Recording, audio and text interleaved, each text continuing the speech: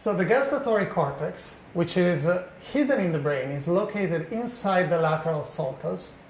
Down here is the part of the brain where information about taste is elaborated. So it is thanks to the gustatory cortex that we have a conscious perception of the taste of what we drink and what we eat. Traditionally, the gustatory cortex has been seen as an area that is only responsible for elaborating information about taste. In other words, when you eat a cake or when you drink a coffee, the gustatory cortex is believed to be activated by the taste of the cake and the taste of the coffee.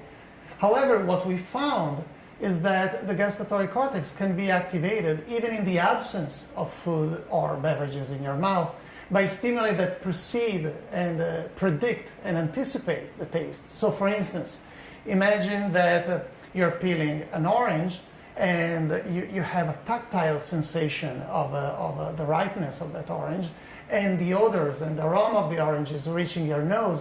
We found that neurons in the gustatory cortex that elaborate normally taste can also be activated by the odor of a food, or by the vision of a stimulus, or by the tactile sensation, or even by sound. And so, for instance, when dad calls you and tells you that dinner is ready, taste neurons in the gustatory cortex can be activated.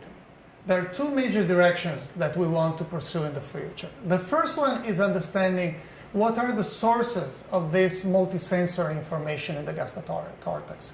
Essentially, what are the pathways from the visual system, the auditory system, the somatosensory system, and the olfactory system that take all this information to the gustatory cortex and allow the cortex to form expectations about taste. The second direction in which we would like to take this research is in understanding how this anticipatory activation influences the way taste is being perceived. And so we would like, and we've done some work in this direction, but we hope to continue trying to understand how expectations shape perception.